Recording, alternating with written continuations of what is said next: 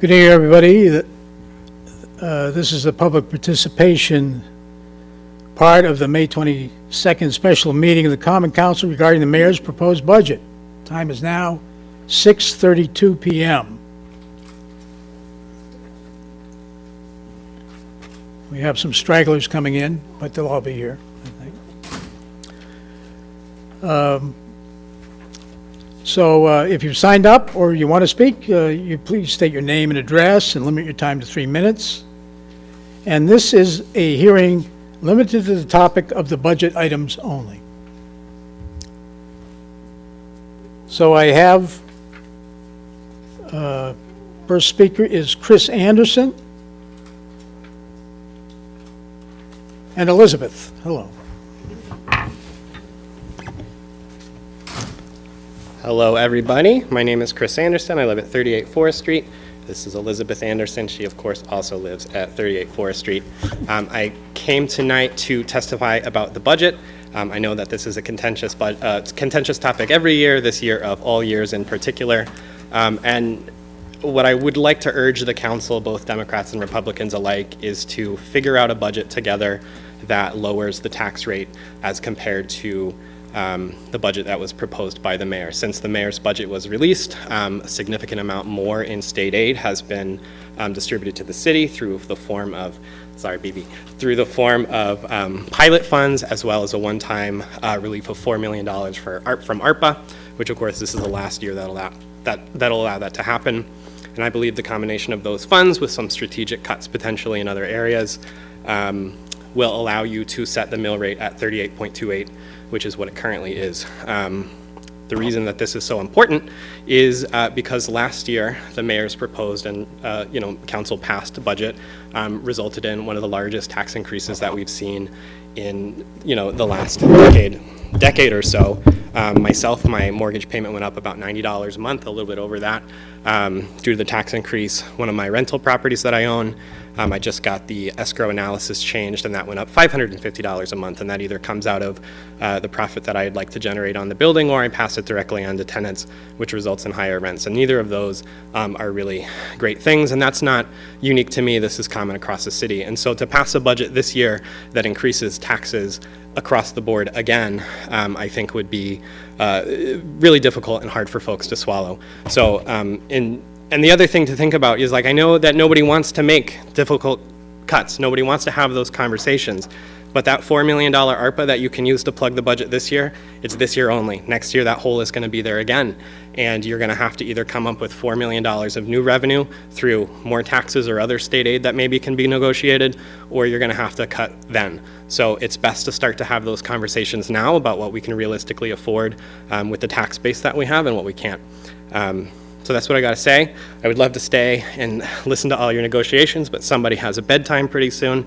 But I wanted to come and speak on behalf of my family. That $93.17, I think it is, that my taxes went up, that's money that I can't spend on her. And I didn't get anything extra from the city for it. No change in services, just more money in. So please pass a budget that doesn't increase taxes again. Thank you. Thank you, Mr. Anderson. The next speaker is Ann Spire. Good evening, everybody. Ann Spire, 13 Audubon Street. I've looked through some of the information that was online about the taxes and about the information to be considered tonight. What I think I need to communicate to you is, as I've lived in my neighborhood for over 40 years as a homeowner, and I look around at my neighborhood and I see houses going downhill. People are leaving. The young families who had moved in are finding that they cannot quite keep the houses going and pay the taxes, and they take a look at the schools. And maybe they're there through elementary school, and then it gets to middle school, and they say, for all I'm paying, there's got to be a better place. So we've got two things going on here. We have taxes that keep rising, and they need to go the other way at this point. And we have people looking at our services and saying, schools are a problem for my kid when they get older. Elementary's okay, but the rest, so-so. I think I'm going to go look at the suburbs. And they're leaving, and that leaves us with empty houses I've had one across that backs onto my property for over a year now, which has been empty, or houses which are being let to college students, some of whom are wonderful and some of whom are not. The other thing is that we have services in terms of flood control, especially in my neighborhood around the Allen Street Basin. I'm off Hillcrest, but it actually is impacted every time the water table comes up in the Allen Street area, and that needs to be addressed. And when I look down the special allocations of monies that were in there, the flood control for the Allen Street Basin is still not really making its way through. A small part of it has, but so far I think we're just still studying. If we need to hold taxes or raise them to make our schools better, to offer our services, to keep things so that New Britain is a desirable town, that's one thing. But it doesn't impress me to build a bigger golf course social hall. I don't think that we need a COO when we already have a full-time mayor. And I am sure that as you go through the budget, other things can be found to be moved around, which are less critical, so that people who live here, both those of us who are seniors, and our budgets need to be watched out for, and those who are young. I'm in touch with some of my former students, and it's tough for them. They want to stay in New Britain, but they're finding it really tough. And the taxes go up, and the rentals go up, and it makes it impossible to keep our town vibrant.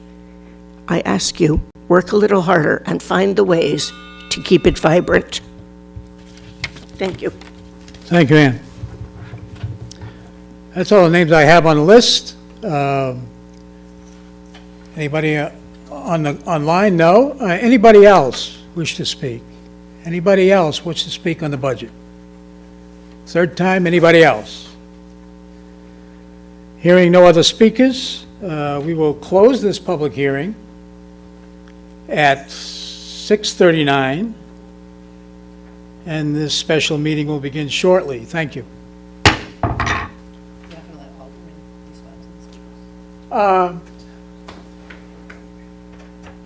By all means, Alderwoman.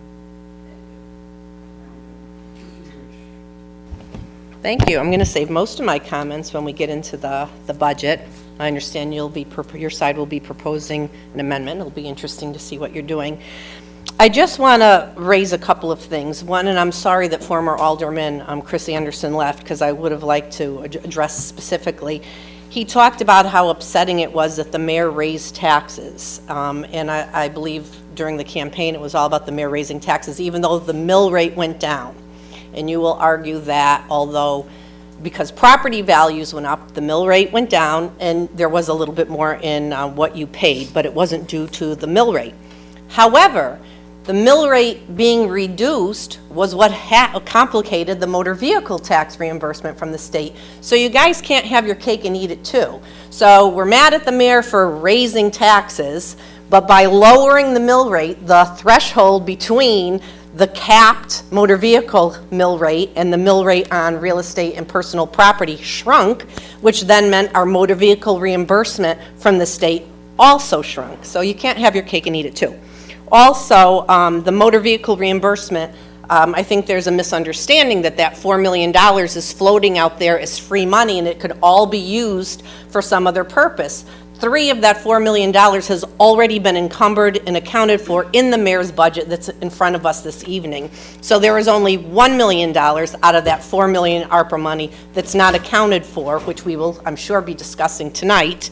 And it is also a one-time revenue, which means whatever you do with it this year, you cannot do with it again next year.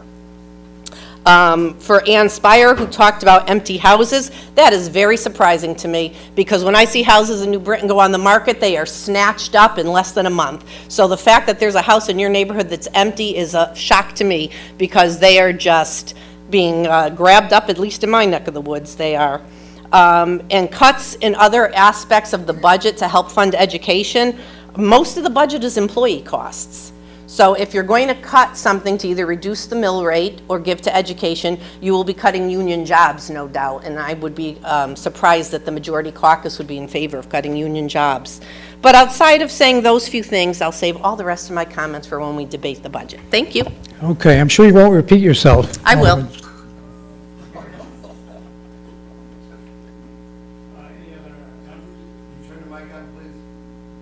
Thank you, Alden.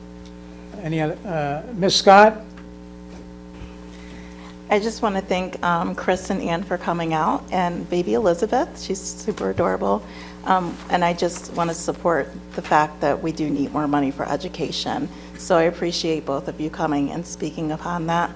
And yeah, the mill rate did go down a little bit, but not enough. Not enough to support the families here in New Britain and our education here with our schools because of the reassessment. A lot of people are struggling, but I don't want to go too much into it because I know we'll talk about it during the budget. But yes, the rate did go down, but not enough. And we didn't fund education, and the reassessment hurt a lot of people. So, thank you.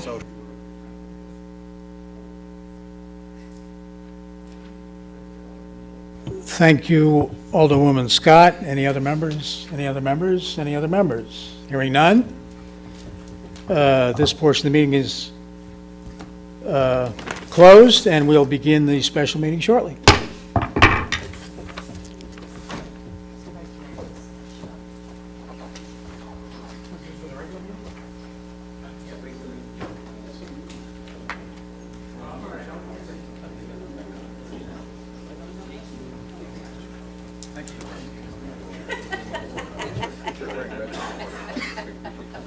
Get out of here. I got a red hat, but it's Boston U, it's not Mango. Where's the wheels? I know.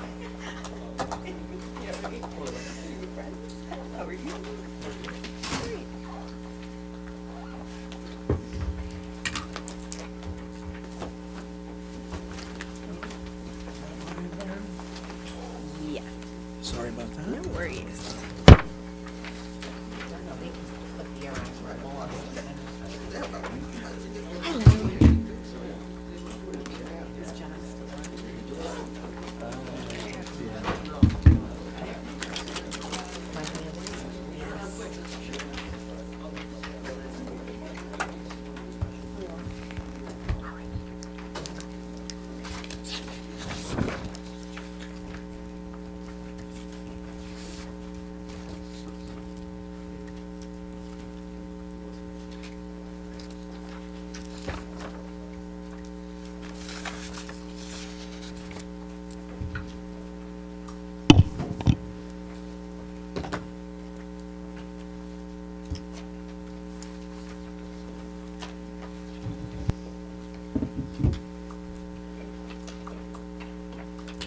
Is Neil here?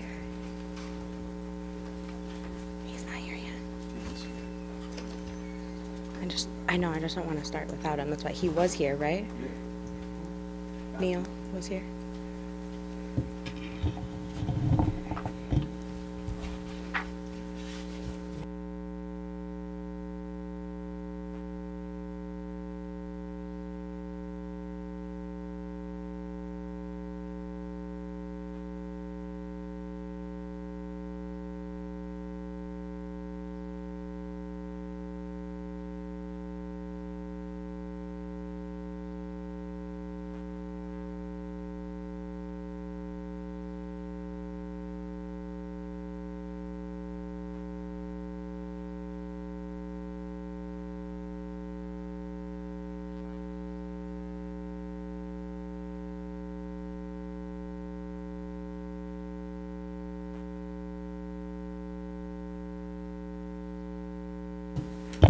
Oh, right.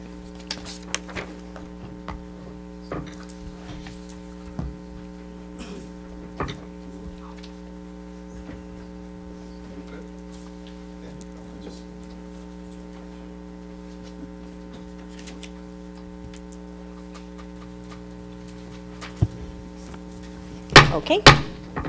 Good evening, everyone. I would like to call to order this special meeting of the New Britain Common Council. The date is May 22nd, 2024. The time is 6:47 PM. Mr. Clerk, will you please call the roll? Alderpersons McNamara. Here. Smedley. Present. Sanchez. Here. Belain Saavedra. Here. Simpson. Here. Russell. Here. Barbosa. Here. Hargraves. Here. McAdam. Here. Gibson. Here. Scott. Here. Connors. Here. Malinowski. Here. Pabon. Here. Santiago. Present. 15 present, Your Honor. Thank you very much, Mr. Clerk. Warrant to the, Alderman Santiago. of the City of New Britain. Thank you, Your Honor. I make a motion to waive the reading of the warrant. I have a second by Alderman Smedley. All those in favor of waiving the reading of the warrant, please say aye. Aye. Any opposed? Sorry, Mr. Clerk. Item number one, Alderman Santiago. Thank you, Your Honor. I make a motion to accept item number 1. I have a second by Alderman Smedley. This is to accept the report of the Committee on Planning, Zoning, and Housing regarding the mayor's proposed general fund budget for fiscal year 2024 to 2025, special revenue funds and enterprise funds budget for fiscal year 2024 to 2025, budget appropriations for capital improvement programs for fiscal year 2024 to 2025, and I urge adoption. Thank you, Alderman. Are there any questions or comments on the report? Seeing none, all those in favor, please say aye. Aye. Any opposed? Motion carries. Item 2, Alderman Santiago. Thank you, Your Honor. I make a motion to accept item number 2. Second from Alderwoman Sanchez. This is to accept the report of the Committee on Administrative Finance and Law and Public Service regarding the mayor's proposed general funds budget for fiscal year 2024-2025, special revenue funds and enterprise funds budget for fiscal year 2024 to 2025, budget appropriations for capital improvement programs for fiscal year 2024 to 2025, and I urge adoption. Thank you. Any questions or comments on the report? All those in favor, please say aye. Aye. Any opposed? Motion carries. Your Item Honor. number 3, Alderman Smedley. Thank you. I make a motion to act upon a resolution regarding the general fund budget for fiscal year 24-25. Second by Alderwoman Belain Saavedra. Thank you, Your Honor. I stand today, and I'm proud to present the resolution that is the mayor's proposed budget to all of you. This administration has continued to make decisions that are important to the stability of our great city. In 2013, we took on a budget that had overinflated revenues that fell short. Our Department of Development was closed and boxed up, and erroneous spending and bonding was occurring, creating a situation that no one wanted to be involved with, including our very own banks. We faced being shunted by our credit agencies, and we would have had to turn our books over to the state like other municipalities were doing at that time. Move forward 11 years later, the city is thriving with new businesses helping to grow our grand list because of the ability of our mayor and her council team to make these tough decisions. Our services to taxpayers remain in place, and not one has been cut. In fact, we've improved on many aspects of our community through the support of this balanced and well-maintained budget. We found ways to improve and remodel major parks. We've added splash pads. We've continued to repave our roads throughout the city with our Pave New Britain program. And we've successfully executed multiple school building renovations, currently totaling over $200 million with our most recent renovation of Chamberlain Elementary School. We intend to continue this work on projects with our school renovations. Holmes Elementary School was recently approved for a $70 million renovation, as you all know, and Smith and Jefferson are next, totaling an additional $240 million in support of our school district's infrastructure. This year's budget represents the hard work that we've continued to expect in every department across our city. Our department heads have made every effort to keep their operations within respectable limits and have made efficiencies where necessary to maintain the expected level of service for our residents. This budget includes a reduction in department budget requests by nearly $7.6 million. Our credit rating, as released in March by S&P, shows that we have continued to maintain financial stability and reflects that we have not made any one-time use of surplus funds that would create risks for our future budgets. We actually saw an increase in our overall rating this season. Despite the loss in revenue from the state motor vehicle funding, the mayor was able to engage the Speaker of the House directly and help secure $4 million that this budget includes to help fill that gap. There are many aspects of this well-balanced budget that could be highlighted, and I'm sure they will be tonight. I hope that my colleagues here today realize that last-minute changes to this extensively reviewed and detailed budget come with unfavorable consequences that risk unstable financial penalties for both the city and our residents. Eliminating vacant positions such as the COO or fire or police positions have ripple effects that aren't easily understood, and dumping money from our surplus or one-time revenues into our education or other similar funds creates a dependency that the city would not be able to meet in the near future budgets. I urge my colleagues to support this budget as proposed to avoid creating a situation where we would have to take decisive corrective action. Thank you, Your Honor. Thank you, Alderman Smedley. Your Honor? Alderman Simpson? Thank you. I just have a procedural question. I believe the gentleman made the motion to act on this, not whether to accept and adopt or refer or another action that this council can take. Thank you. It's the same thing. It's to act upon and accept or adopt. Your Honor. Alderman McNamara. Thank you, Your Honor. I'd like to offer an amendment to the proposed budget that would reduce the proposed tax increase down to this year's rate at 38.28 mils.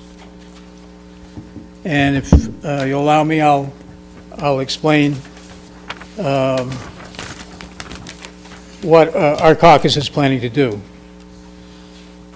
We're proposing $710,471 in reductions that include 9 positions listed as vacant when we received the general fund book, and additional cuts of $75,000. Let me, can't tell the players without a scorecard, so let me pass it on. Okay.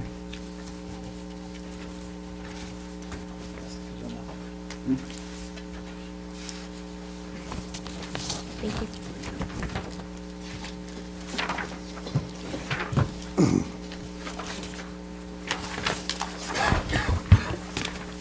And these cuts, Tina's job. these reductions are made to arrive at a mill rate that does not increase anybody's property tax this year. And it is achieved through 9 positions, including not funding the COO in the mayor's office, the constituent services director, a paralegal, 1 telecommunicator, an administrative assistant, a custodian, a vehicle equipment technician, general foreman, and a revenue collection specialist, cutting across the mayor's, corp council, support services, public works, and finance. And in addition, there is, for the corp council's legislative consultant, a reduction of $45,000 and a reduction of $30,000 in the Celebrate New Britain Fund. It's never an easy task to cut positions, but I think the time has come, in light of the high taxes that have been alluded to, and after the last year's reassessment, that we exercise more fiscal discipline at City Hall in the municipal government. We have taxes over the last 2 years have gone up 16.17% in terms of collected taxes from property owners. And we have continuing increases in city departments. The mayor's office, 38.9%. Corp council, 14% as proposed. 14% in rec and community services, and so on and so forth. So I believe these cuts are conservative, are modest, to try and bring a bit of tax relief after the very significant tax increases incurred due to reassessment and the high assessments after the pandemic. Now, along with these cuts, we're proposing use of state funds, not all 4 million in ARPA, but the city has a net increase, accounting for that motor vehicle problem. The tiered pilot program increased to 13 million from a mayor's proposed 10.4 million, a gain of 2.875. Of course, the motor vehicle tax reimbursement that we're hearing a lot about, there was a loss, I believe, of 2.926 million when all is said and done. And then there is the one-time ARPA money, state ARPA money, of $4 million. This is a net increase of $3,948,897. If you apply those funds to these proposed cuts, actually, we won't have to use all of those state funds. That would bring the mill rate down to 38.28. So I submit that as an amendment and ask for adoption. Second. Thank you, Alderman McNamara. I have a second by Alderman Santiago. Alderwoman Beloin Saavedra. Thank you, Your Honor. So this is, we've had your budget proposal in front of us since April 10th. We had 3 committee meetings and 1 public hearing, and none of these changes were forecasted to our caucus. So at this time, I would like to ask for a brief recess, just so that our caucus can, just kind of digest what these are, so that we can make an informed decision. I have a second from Alderman Smedley. All those in favor of recessing, please signify by saying aye. Aye. Anyone opposed? Motion carries. We're in recess. The time is Thank you. 6:58.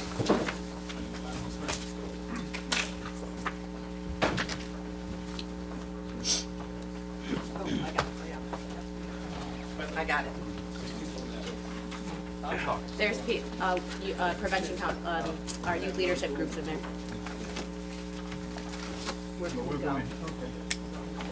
Go to 202.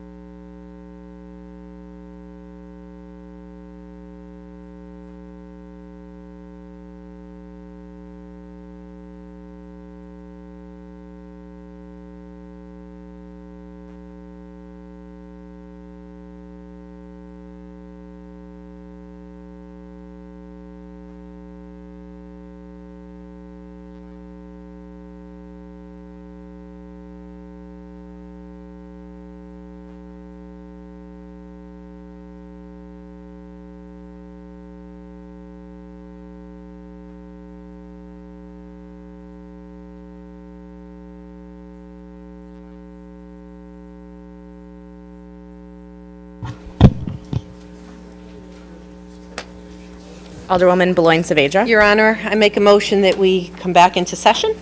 I've got a second from Alderman Santiago. All those in favor, say aye. Aye. Opposed? We are back. The time is 7:13 PM.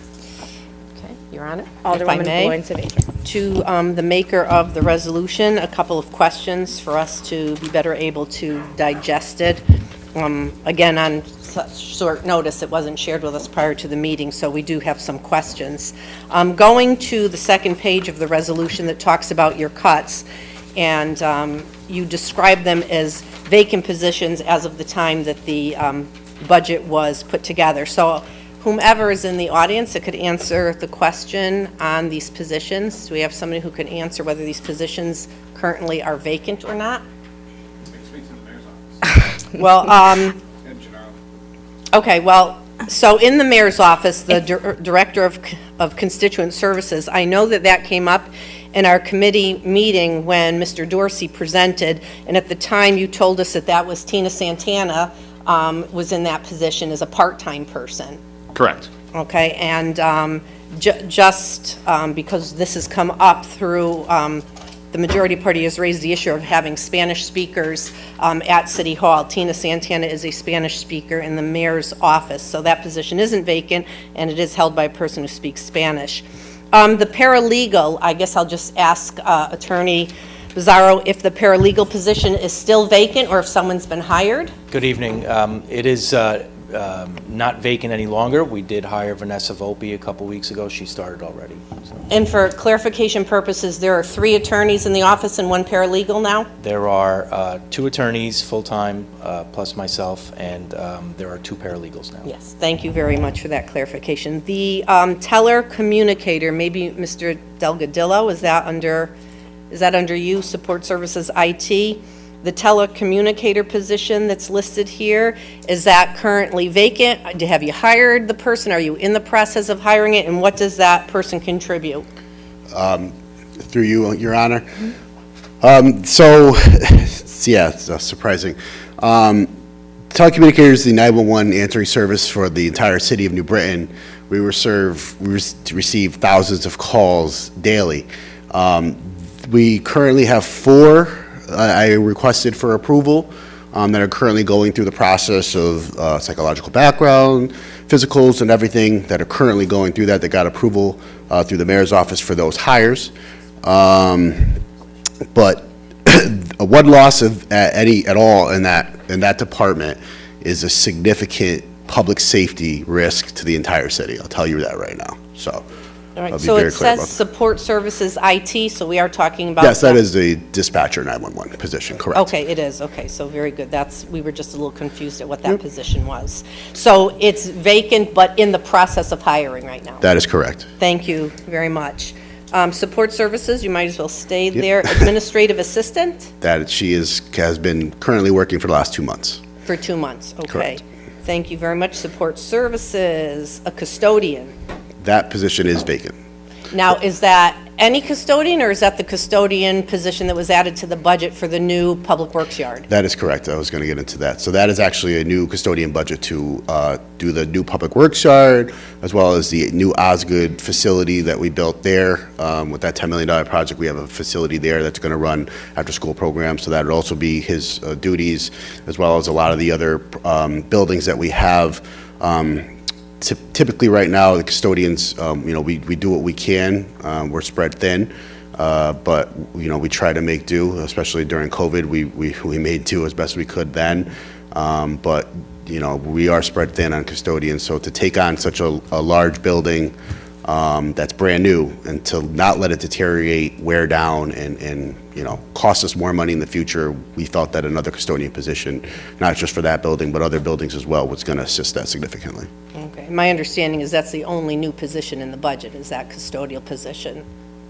In my budget, correct? Well, I know in the whole budget. it is, In the okay. entire city budget, that's the only new position. Thank you. Okay, thank you. Public Works, Vehicle Equipment Tech. Is that position currently vacant? Is someone in it? Are you currently in the middle of hiring? And what does that position, what do they offer in terms of services for the city?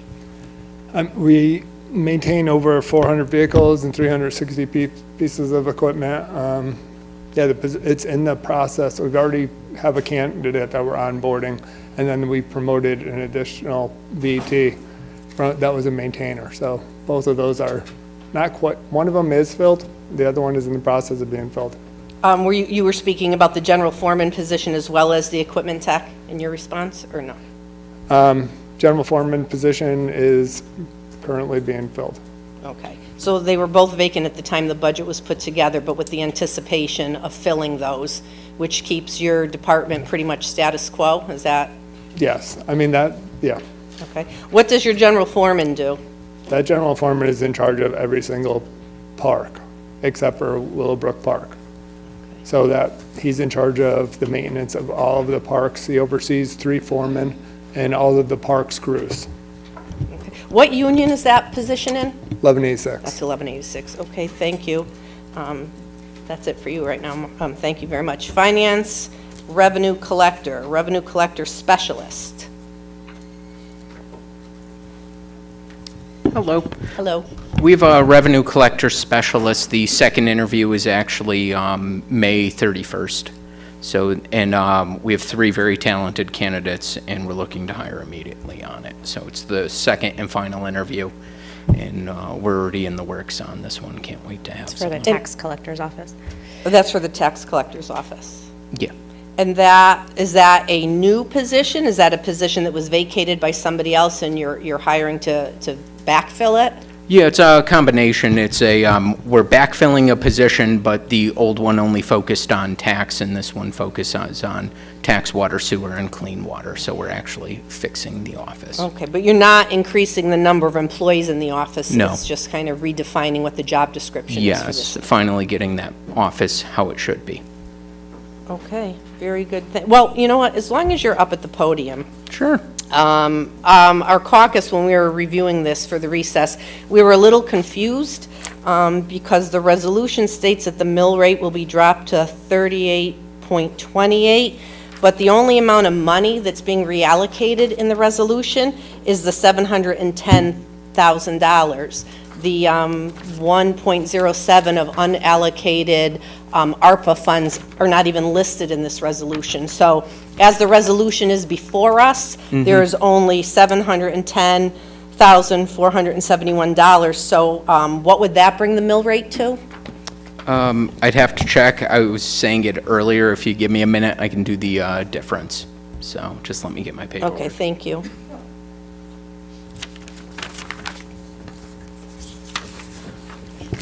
Yes, so just to offer commentary as Mr. Perugini is getting that, that's what our caucus was a little confused because the resolution seems to be incomplete. Point of information? Sure. you- Alderman McNamara? Thank you. I think I alluded to what I believe is a net increase of $3.948 million, taking into account the motor vehicle reimbursement loss, but the gain in the pilot funds and the one-time ARPA funds. So that, combined with that, gets to 38.28. While I would take your word for that, Alderman McNamara, the resolution needs to clearly identify what monies you're taking and how you're redistributing Well, it. we So can- just offering it as a narrative Thank you. is not... We can make that amendment as well. It's just an incomplete resolution, because I could get up and offer a narrative too, but, Well, as you know, I'm young and inexperienced, Sharon. yes. But, Mr. Perugini, as the resolution is written, what would the $710,000 get us to in terms of a mill rate? The 710,471 would get you to a .21 reduction in the mill rate. Which comes to what, 39.38? Is that, am I doing that right? 39.59, 39.38. Okay. So those are some of the concerns our caucus has, that these positions aren't vacant. It looks like more than half of them already are filled, and/or more than the rest of them, with the exception of the COO, which somebody else in my caucus is going to talk about, are in the process, the active process of being hired. So we would be letting people go. We would be stopping a process that's already in the works and hiring, and then we would be actually laying people off according to this redistribution of positions. You guys proposing to eliminate them. But having said that, I think, Your Honor, Jarrell was going to speak to the COO position. Alderman Hargraves. Thank you, Your Honor. I just have some concerns about the elimination of the Chief Operations Officer. Because if you look at Article 16, Section 1 of the Charter, which was approved by the voters in November 8th, 2022, and I'm just going to read the first sentence. And it says, "There shall be a Chief Operations Officer who shall work with and report directly to the mayor." There shall be. This body does not have the authority to eliminate that position. It's in the charter. It's not an ordinance. Ordinances, we can change this body. We can't change this charter as a body. So there's something that we can't do. I mean, currently it is unfilled as far as I'm concerned, but we can't eliminate it because it's clear in the charter. And I just want to talk about some of the advantages to having a CEO or Chief Operations Officer. It's not uncommon for cities to have it. Maybe towns may not have it, but it's not uncommon for cities to have it. And some of it is they can oversee the day-to-day operations, ensuring that processes are streamlined, resources are utilized effectively, and organizational goals are met efficiently. This will allow the mayor to focus on broader strategic initiatives and policymaking. They can manage the operational details so the mayor can concentrate on setting strategic directions and priorities for the city. The CEO can provide valuable data and insights to the mayor so that the mayor can make informed decisions. They're responsible for budgeting, allocating resources, and financial management. They should be overseeing department heads and complex organizations and government structures. Different departments may not operate together, and it can be difficult for the mayor, being in a public figure, as well as setting those strategies and overseeing the government operations to facilitate that communication. The CEO should be overseeing day-to-day operations, and there's also continuity and stability. Our mayor's elected for 2 terms, so essentially, 2-year terms, so essentially we can get a new mayor every 2 years. So that can kind of disrupt the operation of City Hall. So having that CEO in place can provide continuity and stability when there's different changes in administration. So I think that's why it's important. I think that's why the voters decided to add this when we had our charter revision commission back in 2022. The voters approved this. It's not up to this body to change that CEO position. So I think that's just one thing. It would be nice if we can get it filled soon, but I know that there's been some issues in fulfilling that role. But I think it's an important role, especially for 2-year term mayors. So I think it's important that we do continue that position at least. That one alone is not within our jurisdiction to eliminate, as it is in the charter. Thank you. Thank you, Alderman Hargraves. Alderman Connors? Just a point of information, and I'll have more to say on the subject later, but the amendment that's on for consideration at this time doesn't eliminate the position. It does reduce the salary drastically, but just as a point of information, it's not been eliminated as far as my information in this amendment. More to say on the subject later. Thank you. It reduces the salary to $1. Not quite sure who we're going to find for that. It's defunding it, eliminating it. Who's next? Alderman McNamara? Actually, Alderman Connors just spoke for me. We're not eliminating the budget. It was not filled in this past fiscal year. I get it. The voters spoke on a question where voters went into the booth and didn't know what they were voting on. But that's done, agreed, the voters approved it. And I think we're choosing that because of the context of fiscal discipline. Cuts hurt, I know that. But we believe... Can you please stand up, Alderman? Oh, Thank you. thanks for reminding me, Mayor. Always do. But that's the point I want to make. Nobody's happy in a perfect world to make cuts, which we still can do. I've heard the rolling application process, and we had 22 maybe positions in the general fund book in April. And all of a sudden, almost every one of them are already filled. So I think that the cuts, the belt tightening is still needed for a bit more fiscal discipline on this side of the government. Alderwoman Scott. Yeah, we understand that that's the charter, that would be, make a charter change to eliminate it, but we're trying to reduce having to pay for that at this time. Most cities do not, I don't know of any cities here in Connecticut that have a high-paying CEO, COO, and a high-paid mayor. We have a mayor that can do this job. We do need this funding for other things here in the city right now. So that's all I have to say about that. And also, that question was extremely confusing, and I could go more into detail about that probably later, but the question was very confusing, and it just should not have been that way for the people. Alderwoman Beloin Saavedra. And I know other people will jump in. Again, I'm going to say it's an incomplete resolution that's in front of us, and I'm standing up for the people. Alderman Hargraves was standing up for the people. The people spoke, regardless of whether someone liked the way the question was worded or not. The people overwhelmingly supported charter change. It did not win by the skin of its teeth. It won overwhelmingly. We took the show on the road, as it were, and we went out into the community, and we talked about what it meant. Even after the questions were formulated, Alderman McNamara actually attended one of those sessions, where the only thing that happened at that session was a few staged complaints about the wording of what was going to be on the charter, instead of delving into what it actually meant and how the town clerk would have information available at the polls. We did an information push on what it all meant.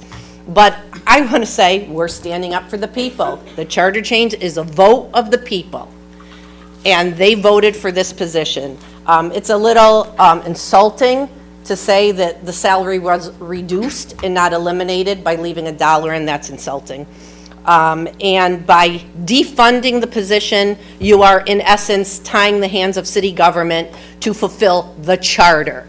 You are elected to uphold the charter. You can change ordinances, but you cannot on your own, willy-nilly, change the charter. For that, you need a charter commission, and you need the voters, the people, to vote for it. You guys are wrong in this one. Thank you, Your Honor. Alderman McNamara? Thank you, Your Honor. In response to Alderman Saavedra's good point, I'd like to make an amendment to the amendment, as it were. So I believe the procedural way would be to restate, right? I just want to double check. It would be to restate the amendment itself. And then Right. I'll just, right, so I would just restate the amendment that you'd like to offer, and we'll second it, and then we can. Sure. Right, Mr. Clerk? Well, the amendment is on this resolution is to reduce the proposed mill rate to the 38.2, is it? Yeah. Yeah. And I'd like to include in the resolution, the funds will to bring the current taxes down to the level that were collected this year requires $4,470,653. And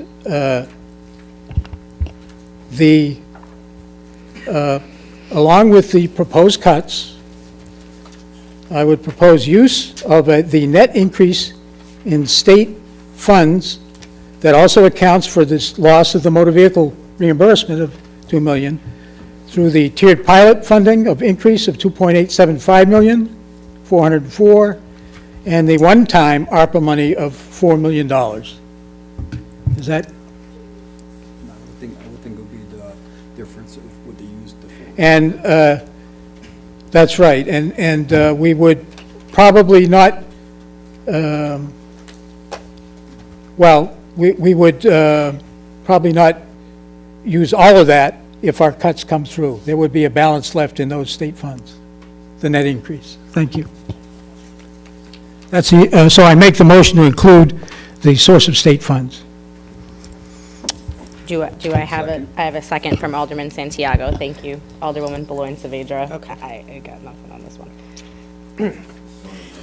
Okay, this is only the amendment, which we haven't even voted on yet, but It is still an incomplete amendment. You need line items, you need account numbers, and this pilot money, Mr. Perugini, could you please? I guess this is what happens when it's a last-minute resolution, and these changes were not discussed and talked about during the committee process since April 10th, we got hit with it today. I don't know when this caucus came up with it, but can you talk about the pilot money that Alderman McNamara is referring to, and if it's already in the budget and accounted for? Yep. Let me see, I have to find the sheet. The,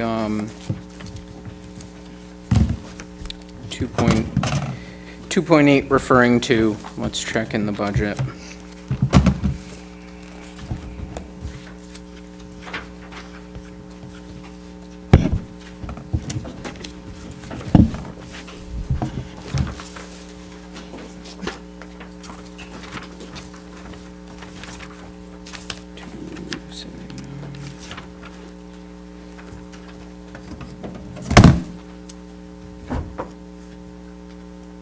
No, it's with taxes. Tiered pilot. For the tiered pilot, what was the figure again? I'm sorry? What was the figure that you were saying was an increase of? Do you have Yes, the I have full amount? $2,875,404 in the mayor's proposed budget is an increase to $13,364,767. The mayor's proposed budget, I think, Jonathan, is $10,489,363. Yes, the mayor's proposed one on page 280 is $10,489,363. Okay. You're correct if I misstated that. Yeah. Okay. So I'm sorry, I'm missing some of that. So is there a differential between what's accounted for in the budget in pilot and what actually came in pilot? Versus what the final numbers are, yes. And that is how much? The final number was 13,364,767. And that's if you do the math. What The final- difference is 2.8, 2,875,404. 2 million? 2,875,404. Okay, in pilot. That's just pilot. That's just the pilot. Okay. And then Alderman McNamara was also reallocating or allocating the $1,073,492 unallocated ARPA funds. Mm-hmm. But if you take all that money and put it all together and do what they're asking to do, we do not have a balanced budget in front of us. No, you do not right now. So I have a problem with not having a balanced budget to vote on. Mm-hmm. I'm sure some of my other caucus members might. It's nice to know that there's a little extra money there in the pilot funds that's unallocated. And I would say I'm surprised that the majority caucus didn't offer up some of that either for the tax stabilization fund moving into next year when we know we're going to have a huge drop-off because the ARPA money will not be able to bail us out of the motor vehicle reimbursement, and/or some additional monies in the non-operating funds for the Board of Education. Those would be my two go-tos if I was looking at money to reallocate. It would be for next year's tax stabilization, and I'm talking to my colleagues now, and the non-operating budget of the Board of Education. This to me is still a resolution that doesn't balance the budget. I don't think you could get up and make a resolution that says, well, and whatever extra is there is extra. You have to vote on something where you say, here are all your expenditures, here are all your revenues, and they have to be the same number. So again, I still have a problem with how it's worded, and I think our caucus might take the opportunity to amend the amendment, but I'm going to let other people weigh in on it before we officially make any of our own amendments. Your Honor, I think Alderman Malinowski. Thank you. Alderman Malinowski? Thank you, Your Honor. I don't know if this is the right way to go about it. We've been having these meetings for the last couple months. Your budget came out, what, April 10th, Your Honor? I haven't had nearly as much time to digest this as I've had with the other budget. And what are we lowering the mill rate by, like 1.32 mils, something like that? And I think that's just kicking the can down the road. I think if, especially with this one-time ARPA money that we don't have next year, how much is the mill rate going to have to go up next year? Standard & Poor's just upgraded our credit rating, and they said in their memo that we're not relying on one-time revenue funds and that the management has proved that it's willing to do what's difficult, and part of that is hiring the COO position, and this is all part of why our city right now is financially stable. And with this being done at the 11th hour, I can't support any of these amendments. Thank you. Any other alderperson wish to speak? Alderman Simpson? Thank you, Your Honor. So I'm going to touch on a few points here. One is union jobs. Two is the COO position.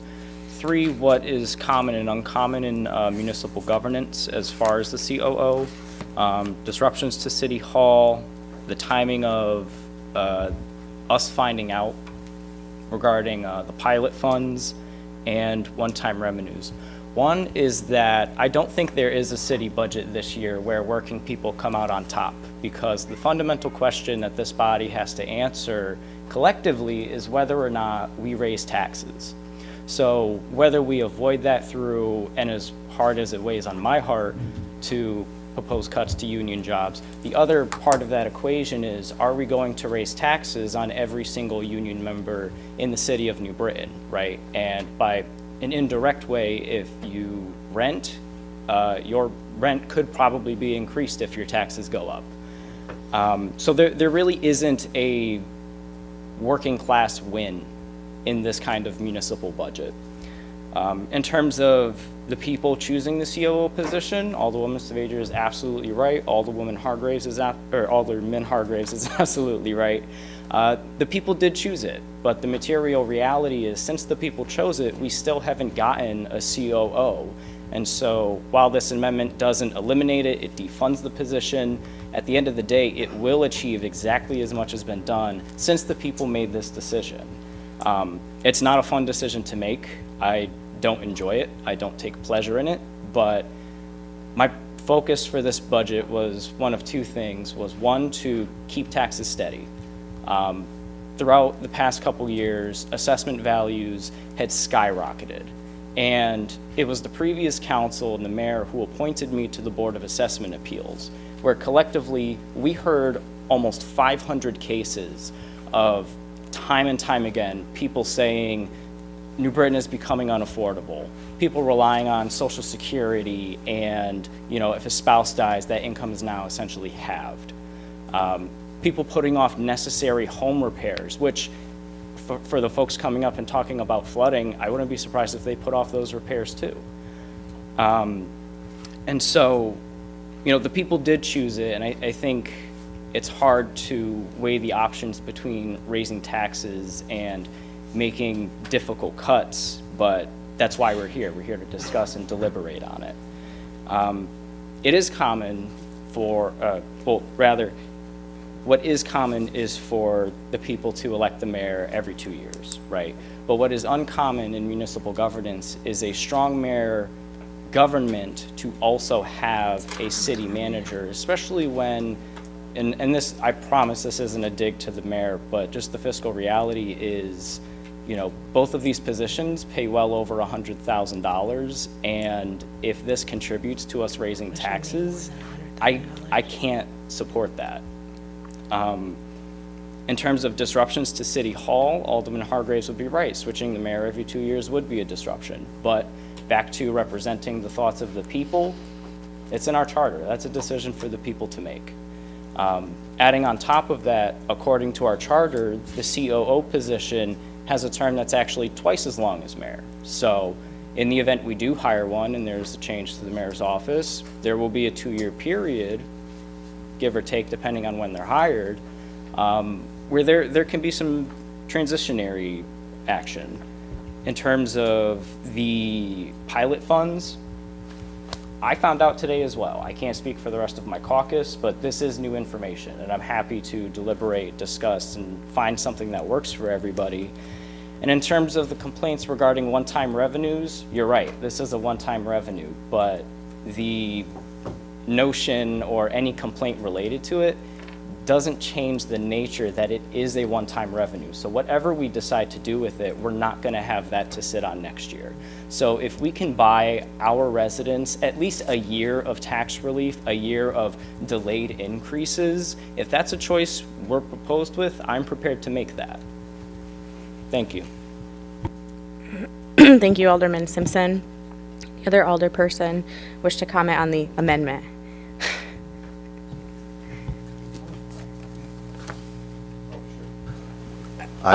Thank you, Your Honor. Good evening. I just rise to support the amendment and at this stage with possible subsequent amendments to follow. But as written and pursuant to the math outlined, this amendment would result in a net zero tax increase for this upcoming fiscal year. It would fully fund police. It would fully fund fire. It targets positions that were listed as vacant when the information was received by the council for the purposes of preparing these budget documents. Again, from our information belief, from the best information provided, I want to thank Mark Perugini and Jessica as well. Excuse me. Oh, sorry, Jonathan. We do have what appears to be 3.98897 in funds available to apply to this proposed mill rate increase.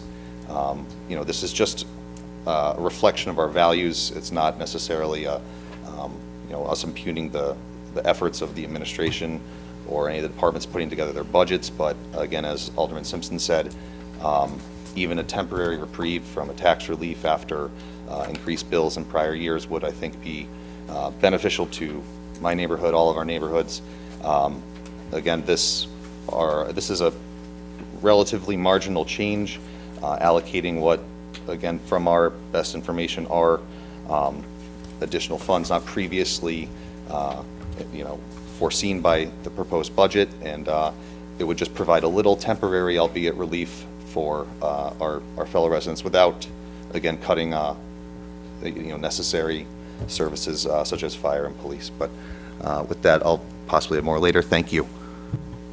Alderman Pabon? I'd just like to say, who the hell likes taxes? But if this year we bring the taxes down, even a mill, what are we gonna do next year?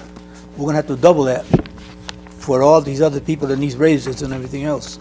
So I'd rather take a little hit now and another little hit next year, because there's a lot of people out there that are struggling, but they can't take a big hit again. So I think we should do it a little piece at a time. I think the mayor's budget was good. Only went up a hair, so, and like this guy said, that his house went up, his mortgage is gonna go up $93. Come on, there's people out there that can't even pay the $93. So he's all set, he's got rental properties. So I don't know. I'm not voting against this amendment. Thank you. Okay. Alderman Hargraves? Okay, again, we're on the amendment. Alderman McNamara? Could I call the question, Your Honor? Yeah, we could do that. Sure. I don't think anybody else wants to talk. So all those in favor of the amendment? Roll call, Your Honor. Call the roll. Before you vote, I do have the sheet for the 710,000. I heard there was a 2.875404 from pilot funds. What was that other number that I have to include in the record? Go ahead. That's a state.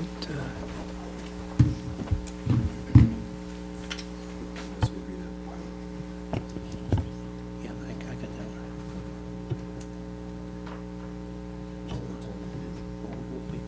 So this is 1.1.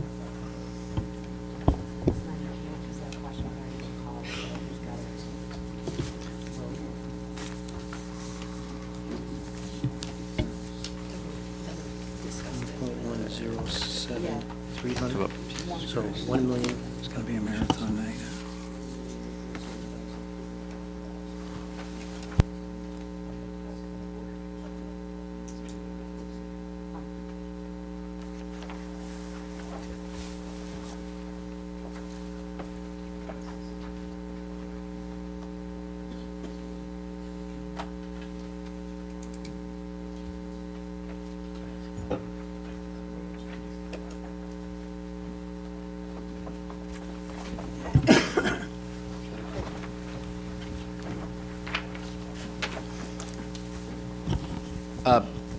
Point of order, Your Honor. Yeah. Can the information that was just shared to the city clerk be shared to the rest of the council before this vote? It was the Okay. same one, the same Okay. numbers you got. just- What I was given was the sheet for $710,471, which is on this sheet. And then there was $2,875,404 in the pilot funds. And then an additional $1,073,028 ARPA funds.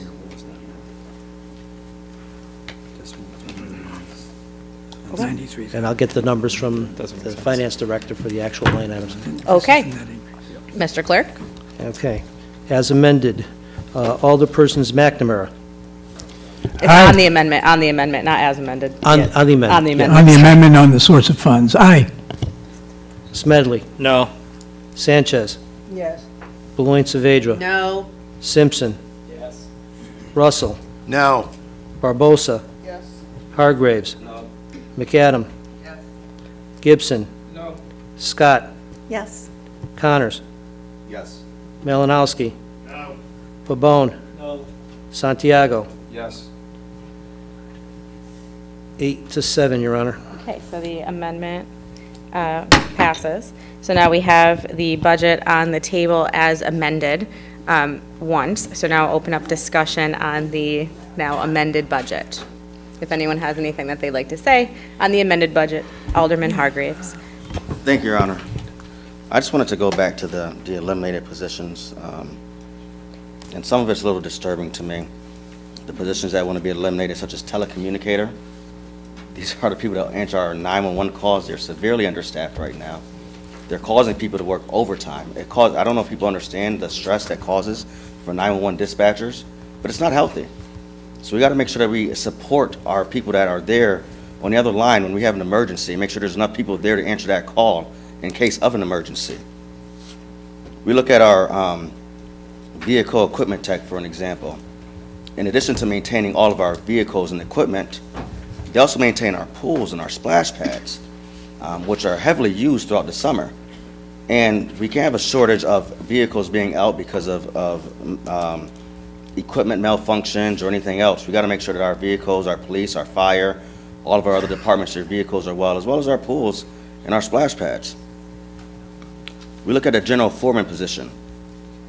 That's the supervisor. So you can't just eliminate a supervisor and have other positions below it that are still funded. There has to be something else so someone will have to move into that and maybe you eliminate a foreman or something.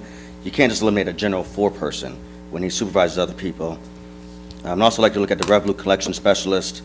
We're talking about collecting taxes here today. That's our largest revenue source. Well, we got to make sure that office is well-staffed. We got to make sure it's organized and well-staffed, and this revenue specialist is one of the supervisors in that office, which will additionally, as Mr. Perugini explained, will take on additional duties with the water, sewer, and clean fund. So without even talking to these departments or knowing the importance of these positions, I don't know how we can just blindly eliminate some of these positions. I don't know if anybody did talk to the department heads or the mayor about these eliminations, but I think that's something that you should have a discussion with to see which positions are needed, maybe which ones are not. But I think that the positions here, as we saw during the hearings through the subcommittees, that most departments here are low-staffed. So eliminating these do put a burden on the rest of the staff. So that's the reason why I do not support the elimination of any of the positions here. And I just want to put that on the record. Thank you. Thank you, Alderman Hargreaves. Alderman Smedley? Thank you, Your Honor. I rise with some of the same concerns. I worked as a dispatcher for 10 years for the city. I worked in that room. And when we didn't have somebody in their seat or at work because they called out for whatever reason, or the position wasn't filled, or take this for example, we're going to eliminate the position. it does cause undue stress in the room because 3 of us have to maintain the job of 4 people, and especially when it is a high-stress job with police, fire, and EMS dealing with other people's lives. In addition to that, this position in particular follows the bargaining unit, the local UE 222, and the other 1186 positions are also under a local bargaining agreement. Has any consideration been given to the repercussions of eliminating these positions? There are minimum staffing numbers that are required in those contracts. So I wonder what your solution would be for that. And I just can't echo, especially the telecommunicator position, more than anybody. You are actually going to cost that department more money in the long run because another telecommunicator will have to stay for an additional 8-hour shift to fill that vacancy. So at that point, they'll be paid time and a half because it's anything above 40 hours and or on a Sunday, double time. And then if they reach a certain threshold, I believe the number is 60 hours, it kicks into double time as well. So again, this is just one of those cascade effects that I don't believe the author of the proposal thought about. Thank you, Your Honor. Alderwoman Beloin Saavedra. In doing some of the math, what this, the budget as amended by the majority caucus, going from 39.59 to 38.28 is a difference for single-family homeowners of $44. So I just want to put that in perspective for everybody, that what we're debating here at length for the people, reducing taxes, if you are a single-family homeowner, the amount of money that we're talking about is $44. Now, I say that the $44 we'd be saving them this year might be double or triple that next year when we are looking at a $6 million hole because of the motor vehicle tax. And the motor vehicle tax, again, yep, I'm going to repeat myself, Alderman McNamara. The motor vehicle tax was reduced by the state because we dropped our mill rate. So we dropped our mill rate to help the homeowners in New Britain, and the state penalized us with their formula because the difference between personal property and real estate and motor vehicle tax cap was shrunk, so therefore their formula shrunk our reimbursement. The $4 million is a one-time fix. We will not have that again next year. I don't know about pilot, how that will work. I still find it difficult to vote for something that we've had maybe an hour to digest, as opposed to having the mayor's budget since April 10th. I wish some of this conversation did come up in the 3 committee meetings that we had over a month ago, but there was very few questions asked in those committee meetings. Very few questions were asked. But I will say, one of the big questions that was asked during all 3 of those committee meetings were on vacancies in the budget. Vacancies were a big issue for the majority caucus in the committee meetings, and vacancies were addressed. This wasn't a rush to fill vacancies. It was talked about that the hiring process in New Britain is a 12-month out of the year process. So it is continuously ongoing. There's not a start and a stop for hiring people. So these vacancies were actively being filled since April 10th. Almost half of the vacancies, I believe, were between the police department and some in the fire department, and that's people retire and you replace people. People get promoted to lieutenant, and now you got to backfill their job. There could be vacancies that weren't vacant at the time that the budget was presented to us because people got promoted, and now their job needs to be backfilled. So there's a lot of complicated factors that go into the budget, and I just think asking us to support the budget as amended, I'm completely perplexed over the pilot money. I think it's a good thing to have that problem, but I think it's a rush to judgment and how to spend it. And I'm going to obviously vote against the budget as amended, continuing to support the mayor's budget and ask for time. That if this money actually materializes from the state, that we could come back together and look at this money once it's in and talk about how to best allocate that money. We've all talked about education. I personally would like to see more money given to education. I'm not prepared in this moment, at this meeting, to arbitrarily pick a number out of this pilot number and give it to education, because I believe we should have a balanced budget in front of us. But I would like to talk about this pilot money and how we could put it into tax stabilization, thinking about next year's budget and the big pitfall that we're going to have next year, and then talk about how we could help reduce the pressures that the Board of Education is going to be going through, just like what we're going through here. But what I'm not willing to do is vote for something that I do not believe has a balanced bottom line. I do not believe this amendment does that. And just, it's a knee-jerk reaction to spend this money. And I just can't do it. This will be my last time getting up, I promise you all. So I just want to get out what I feel about this. I think the mayor did an excellent job putting the budget together. I think anytime there's a tax increase, however small or large, it's our job to explain why it's there. And I can see what's going to happen. You know, tomorrow or tonight, everyone's Facebook page is going to be blowing up with, I supported this and they didn't support that. I support facts. I like math. I like math to balance. I like the numbers to equal each other. So expenditures and revenues, I like that number to balance. And right now, this budget is out of balance as amended by the majority caucus, and I am not going to support a budget that's out of balance. But I will support future allocations of this money to do good things on behalf of the people, which I believe would be tax stabilization fund for next year's big pitfall and helping education with the pitfalls that they're going to have this year. And on that, Your Honor, I will oppose the budget as amended. I stand firmly in support of the budget you put in front of us, and I look forward ultimately to seeing how we can take this pilot money and do good things on behalf of our citizens with it. Thank you. Any other alderperson? Alderman McNamara? Just a point of information, the Alderwoman Saavedra mentioned a tax increase of $1.50 or $39 across the board for houses. I think, I'm told that a $100,000 value house at a 1.3 mill rate is $130, just for the record. Thank you. I said the difference, Your Honor, to make sure Alderman McNamara heard me correctly. I didn't say the total amount for the homeowner. I said the difference between the mill rate you're proposing and the mill rate he's proposing is $44 for a single-family homeowner. That's the difference between the two mill rates. Alderman Connors? Thank you, Your Honor. At this time, I rise to make a subsequent amendment to the underlying amendment. My amendment would restore funding to the COO position.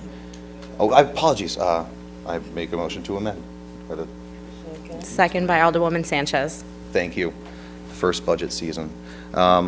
This amendment reallocates funds to the COO position to ensure the long-term development goals of the city are achieved. No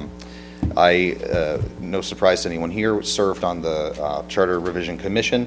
I am a believer in downtown redevelopment. It's among the reasons I supported the COO position while I served on that Charter Revision Commission. It was a deliberative body. We took public comment, and despite any misgivings about the wording, the public did overwhelmingly support those changes to the charter.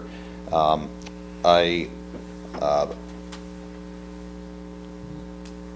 just think it would be important to despite any disagreements on the wording, to honor the will of the voters. I also, given the additional pilot funding, this would not impact the bottom line of our bill as amended, given the vacancies we had intended or were told were vacant. So if those have subsequently been filled, that would be new information to us. But again, this amendment would restore the COO position to its original $150,000 funding, and it would not result in any change to the mill rate proposed by the underlying amendment. Thank you very much. Madam Mayor? Alderman Smedley. Through you to Alderman Connors. So you're proposing to move a portion of the pilot funds to refund the position of COO? That's correct. If you would bear with me, the 711, 470 and proposed savings from the cuts, which again were based upon the information at the time, there would be, there's 521,756 needed to keep the mill rate to 38.28 based upon the information provided to the clerk. This is the same document I'm reading off of. Were we to add the COO back in, that would still result in a balance of 39,714 in these pilot funds, this additional 3.9 pool. So again, this is, lawyer math. I'm just trying to describe math, but it is provided on the documents that were given to the clerk. And this would not change the underlying mill rate of our amendment. Mr. Perugini. Can you repeat that? I know, I'm Are you referring to what, switching it from the 710 to the 560? Sorry? I would be adding back in the COO position from the changes that were listed on the cut positions. We would be adding that back in, fully funded. That's Okay. the purpose of this amendment. With what revenues? With, again, it's easier if it's hard for me to explain easier to show, but. I know, I'm sorry, you're reading off a piece of paper that nobody has except for a few of you. Right, So that's what's, Yeah, it was just. it's right in front of you. Yeah, If you, can I just pass this around? Yeah.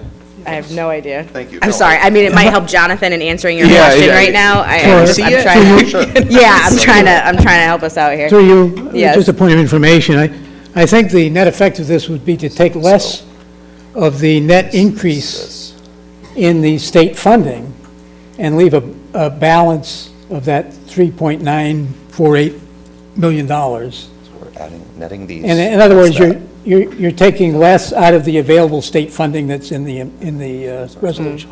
Thank you. Matching that with the increasing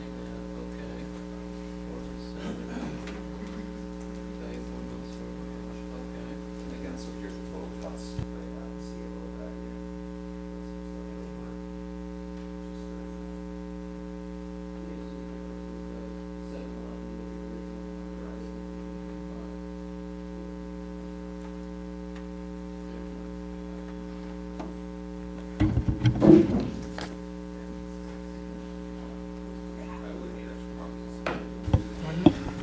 Madam Mayor? Madam Mayor, point of order. Can I would like for my colleagues to entertain another short recess so that I can ask for our council executive assistant to make copies of this document, so we all have a moment to review it. All those in favor of going in recess, say aye. Aye. Opposed, 8:05, we're in recess. I'm sorry. My bad.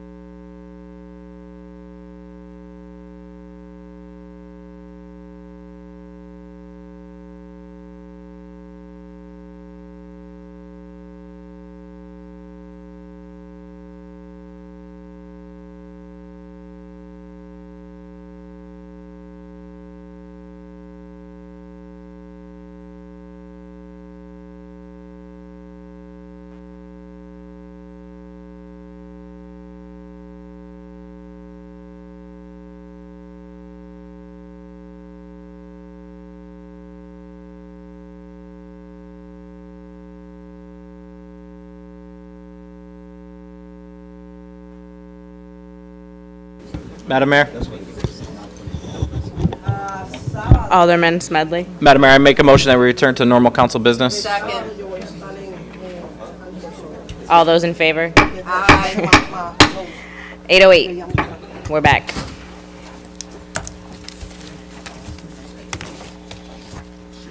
Sharon, second. Smedley and Sharon. Alderman Smedley? Is that who had the floor? Who had the floor? Smedley? Alderman Connors? Alderman Connors had the floor, Yes, sorry. I was amending the Yep. bill to put COO back in. Anybody wish to comment on the amendment that Alderman Connors put forward? Alderwoman Beloin Saavedra.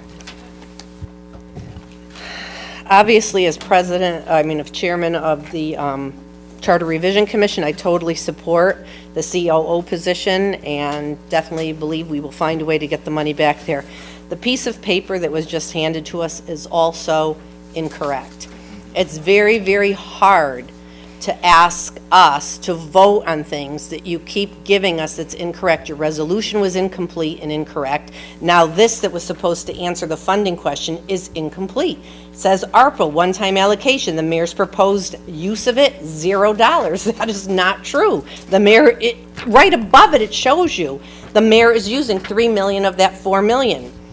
So there is no net increase of 3.9 million floating out there. And I don't know if you guys are combining the pilot with the ARPA and confusing those funds, but the paper you just handed us, which is why Alderman Smedley asked for it, is incorrect. And we are not going to vote for anything that is incorrect and incomplete. Our caucus will be voting no. Any other alderperson? Alderwoman Scott? I just wanted to say that it's extremely difficult. This is my first year being on the council, and this is like really difficult to pick and choose or try to even talk about cutting anything. I mean, I would even say, sure, let's hire the COO position if we had the money to do it. But growing up low income and being a single mom, I understand that we have to pick and choose. We have to pick essentials over non-essentials sometimes, and it's really difficult and hard to make those choices.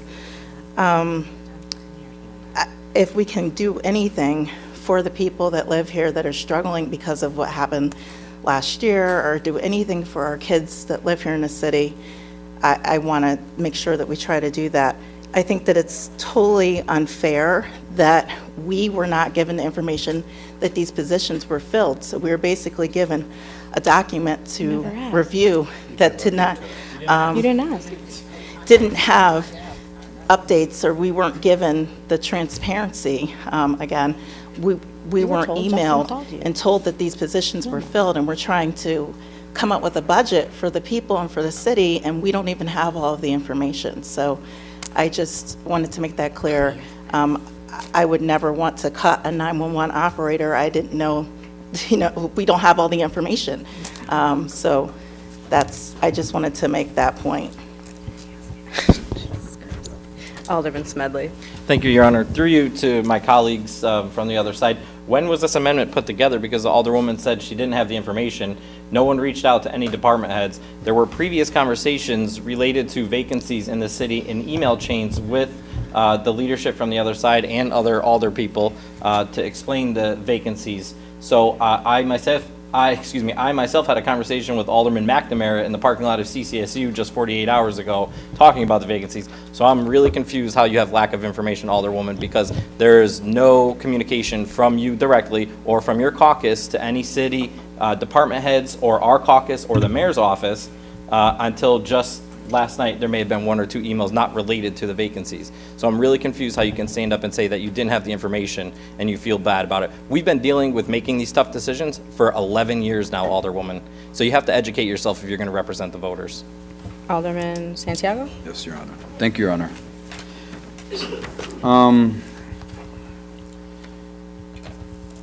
Sharon, with the regards to Sharon's complaint about the incomplete form, yeah, you're right. It's not correct on the $4 million. It's supposed to be 1.073492. That would be the difference that was from the mayor's proposed vehicle reimbursement and from what the state had reimbursed, in which was using the $4 million that was given from ARPA, would have been part of that. Now, if you put that together, then you have yourself a complete budget. Sorry that it wasn't on the form that was actually just for us. It wasn't for you guys. This was for us to understand how the money was being moved. Now, we shared it with you guys, yes, but this was actually for our mental notes so that we understand what we were going to explain about when we were asked. Sorry that it wasn't correct when you've seen it, but as his amendments were meant to have those numbers on there correctly. If you add these numbers correctly, it will add up to the mill rate reducing to 3.8, to 38.28 after all the numbers are done. Now, due to other questions, yes, the pilot we actually got that information today, to be honest.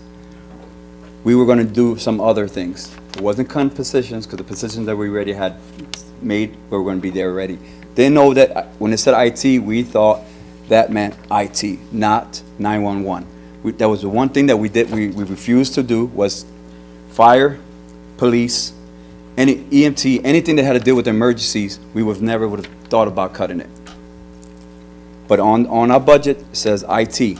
So to us, that was not a 911 position, so we would have never had thought of that. So that being honest about it. The other cuts, again, we did have, as Alderwoman Barbosa had asked numerous times in her committees about those positions. They also have a 90-day probation period, which they know about when they get hired. So that being said, we looked at those numbers, we crunched them together, we decided that this would at least give the community, the people that we represent, a little relief. Because I'm sorry to tell you, I don't know how you guys think about it, but that $43 is a gallon of milk, bread, eggs, cereal. There's plenty of things you use that $43 difference, that especially a home that has 5 kids or whatever you want to decide on it. But $43 can help a lot of people. And as a matter of fact, if you go to food share, that'll share like a whole community $43. So at the moment of time you think of it as being petty, it isn't. It's actually important to our community to know that we're here for them.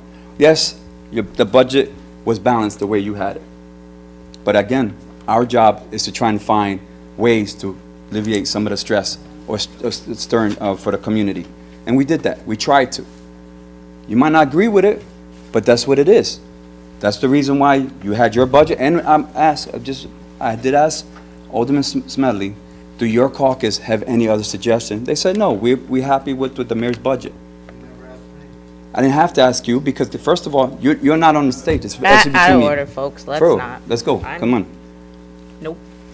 Not while I'm standing here. Thank you. I personally had asked Smedley if there was going to be any changes they have. They said no. They said no. They're okay with what you have. So whatever you decide now, we're just going to find out today then. Because whatever you guys decide to do, if you want to do some amendments, you guys decided it today. Or whenever you guys decided on. But we never got that information. On the budget itself, it is what we try to do. Balance it enough to help this constituents of our city. If you're not happy with it, I'm sorry. The same way we're not happy with your budget. That's how it goes. Now we're here in the process. We make some negotiations. You got some negotiations. You want us to move around. This is what the process is for. This is what we're here for. Let's do it. I have no problem with that. Thank you. Any other person wish to comment on the amendment that Alderman Connors had offered to put the COO, it's okay, back into the budget? Let's talk about the amendment first. Okay. All those in favor, I'm sorry. Was that there was a second to that, right, Your Honor? That's correct. Alderwoman Sanchez Thank you very seconded much. Okay. Alderman Connors' amendment. So let's vote on Alderman Connors' amendment to reinstall the COO funding. All those in favor, please signify by saying aye.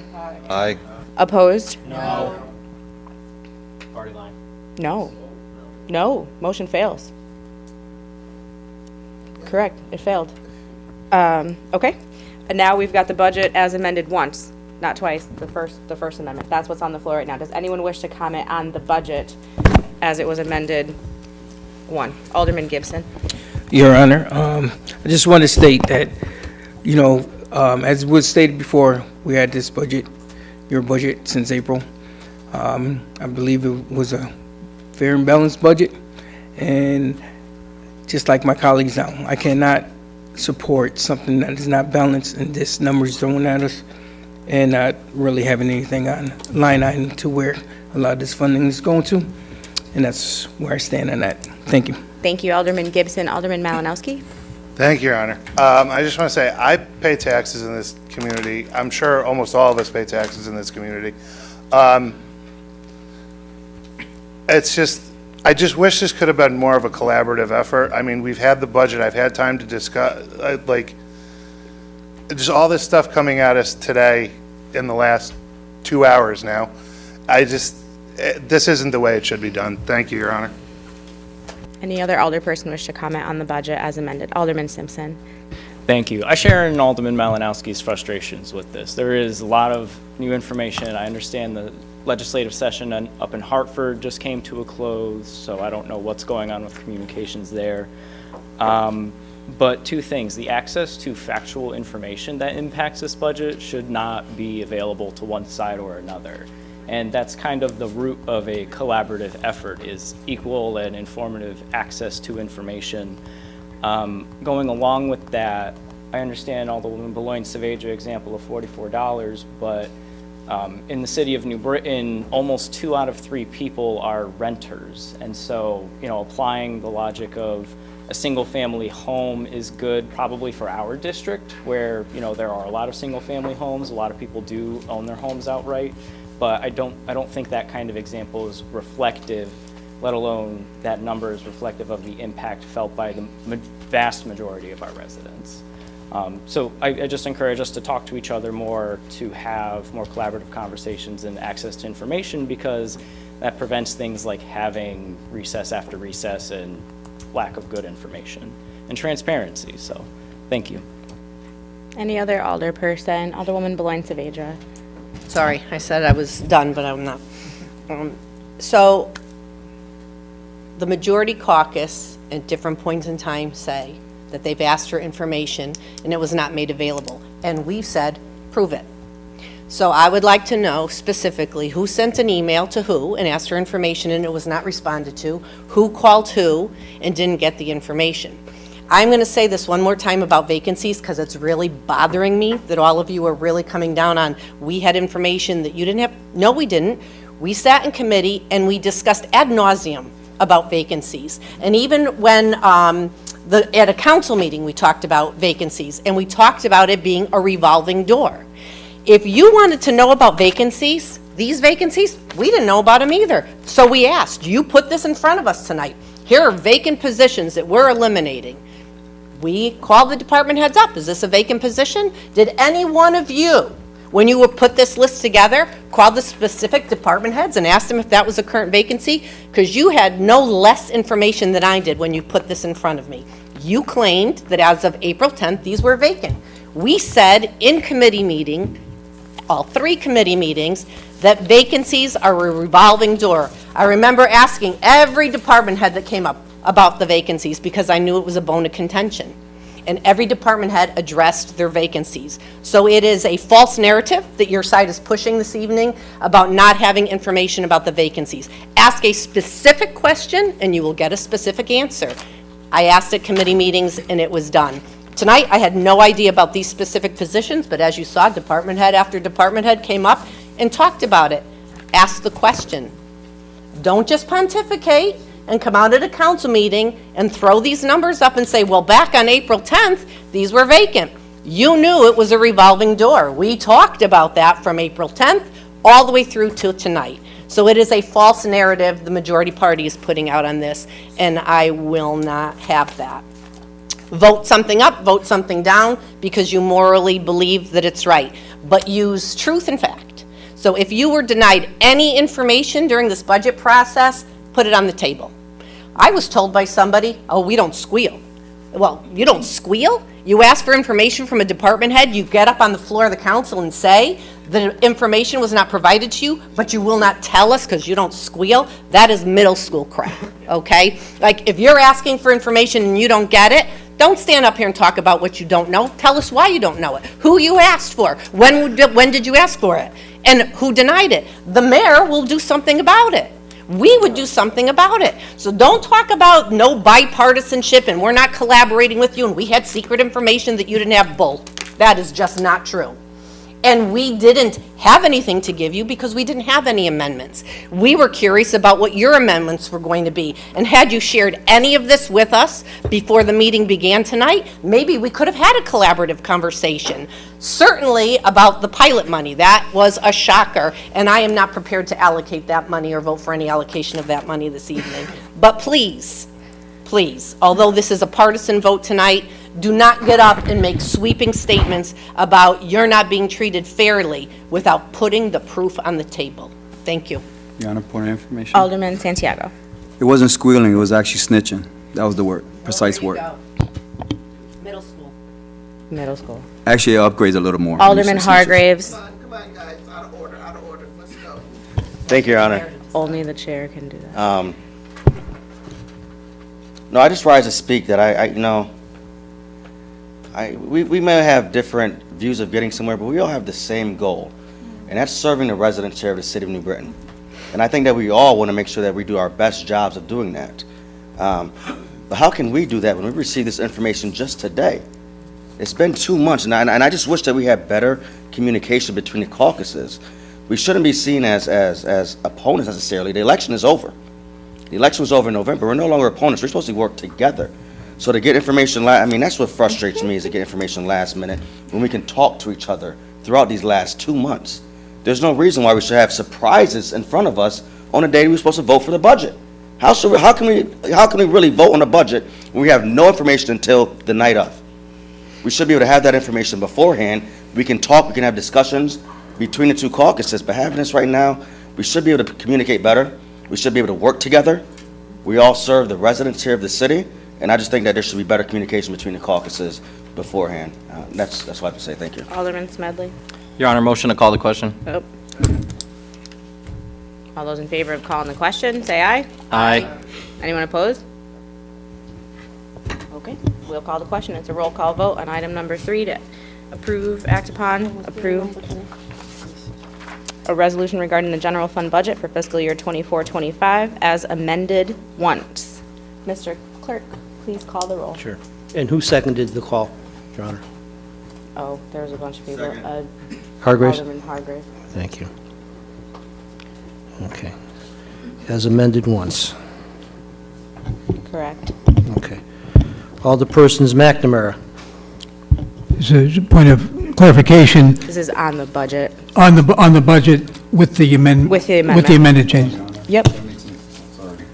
The number was wrong when I gave him. I have to correct the last part was 492. I gave him 0. I had to, The motion to call the question, Alderman, I'm sorry. Yeah.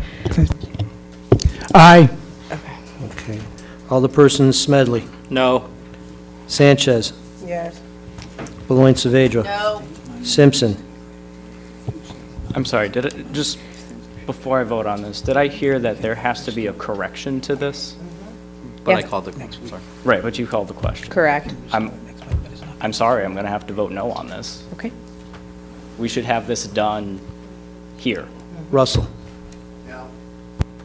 Barbosa. The budget proposal is amended once. But there's a change on the table that's not being accepted. Why Point is of order, that? there No, was a ma'am. motion to call the question. Is There's yes or no I need answer. an explanation before I can give a vote. I'm not going to vote on Okay, something I don't Alderwoman. understand. So Alderwoman, the motion to call the question was made. It's on the budget that's in front of you as amended by the caucus that you voted for. Alderman Santiago said now that he needs to make a change, but we've already called the question and are already voting. So we can't make that change at this point in time because of where we're at in the process. So your vote is on the budget as amended the first time? No. Okay. No for the vote? Okay. Hargraves. McAdam. Gibson. Scott. Yes. Connors. Solely due to the COO, no. Malinowski. No. Pabon. No. Santiago. Yes. 4 yes, 11 no, Your Honor. All right. Motion fails. Item number 4 is this Alderman McNamara? or- Alderman Santiago, I think it's Alderman McNamara. For item 4, this is the item regarding the special revenue funds and enterprise funds budget. Thank you, Your Honor. Make a motion to amend. Oh, it's it's number 4. just Number to- 4, I'm sorry. Yep. Make a motion to accept and adopt number 4. This is the resolution regarding the special revenue funds and enterprise funds budget for fiscal year 24-25. Thank you. It's been seconded by Alderwoman Sanchez. Any questions or comments on the special revenue funds or enterprise funds budgets? Mr. Clerk? Alderwoman Beloin Saavedra? Just to make a point for the record, Your Honor, there were no increases in water, sewer, or the Clean Water Fund, correct? Correct. So just to put on the record, I'm not on. The sewer rate is on the agenda for later this evening, but that is correct. It's all the same. Okay, so I just wanted to make sure that that was put out there, that there's no increases. Thank you, Your Honor. Okay. Any other questions? Mr. Clerk? Alderpersons McNamara. Aye. Smedley. Yes. Sanchez. Yes. Beloin Saavedra. Yes. Simpson. Yes. Russell. Barbosa. Hargraves. McAdam. Gibson. Scott. Yes. Connors. Yes. Malinowski. Yes. Pabon. Yes. Santiago. Yes. 15-0, Your Honor. Thank you. Motion carries. And item number 5, Alderman McNamara, I have. Thank you, Your Honor.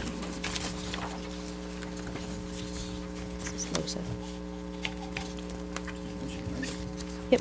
Just a motion to accept item number 5. Item number 5. I've got the wrong agenda here. Already have the next meeting. I make a motion to accept and adopt number 5. Seconded by Alderman Santiago. This is the resolution regarding budgeted appropriation for capital improvement program for 24-25. Did I read that was about $1.5 million? Yeah.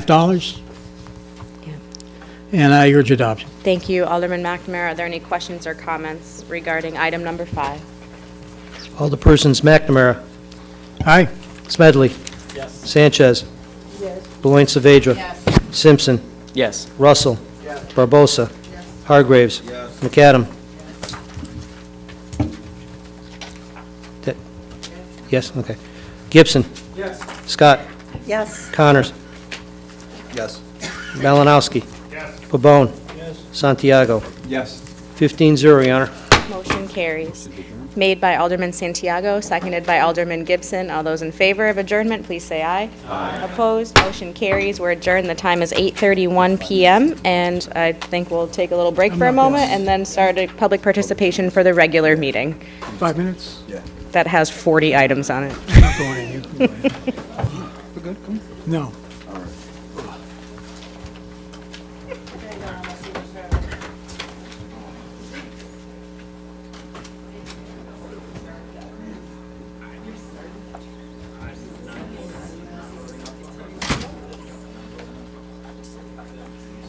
We have red on tonight. I hope you noticed. Not my party. Maybe you should consider. You think I'll ever do that? No, we don't want to. You do, and I know you don't.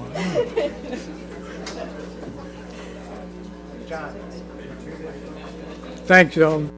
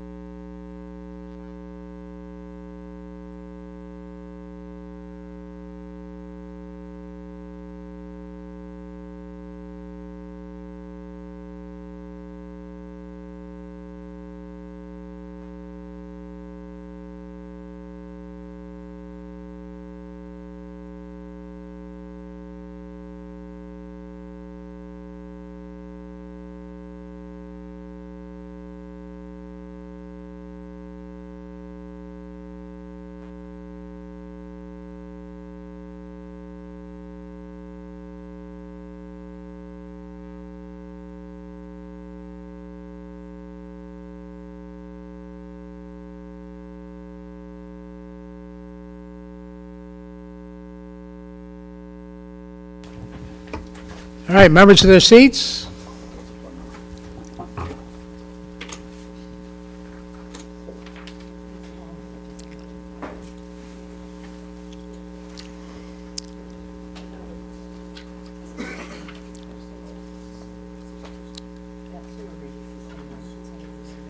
What's today's date?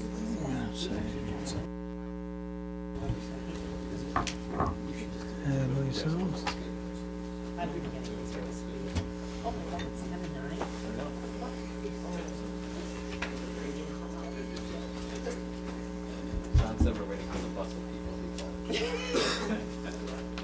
From Ward 4, you know.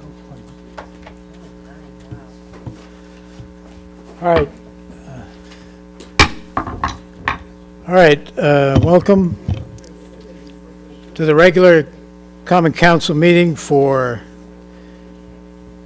May 22nd. We'll begin public participation portion of the Common Council meeting. It is now 8:47. Please remember to state your name and address clearly for the record and limit your speaking to 3 minutes. I do not have a list.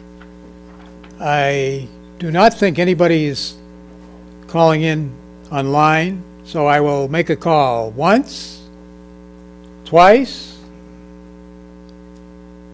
and 3 times. Hearing none, this portion of the meeting is over. Alderwoman Saavedra, do you have anything to say about what's been said? I think I'll pass this time. All right. Regular meeting will begin shortly.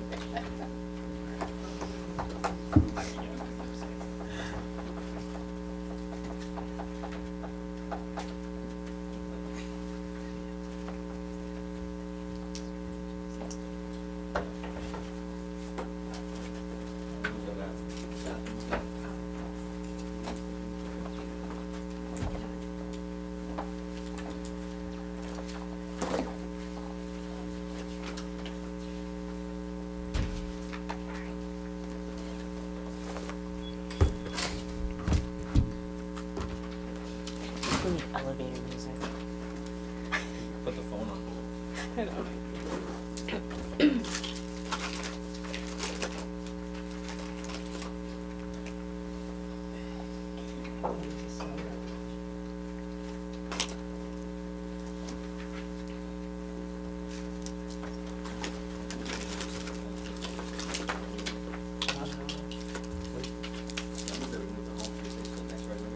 Yeah, they did. Oh, you did? Yeah. Oh, I didn't, okay. I got you. Thanks for consulting. Oh, well, it's above your pay grade.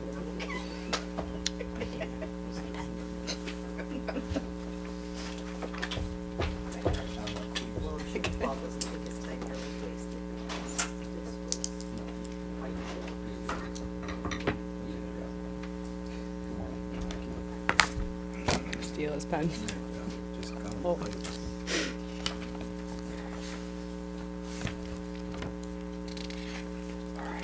No minutes, no amendments.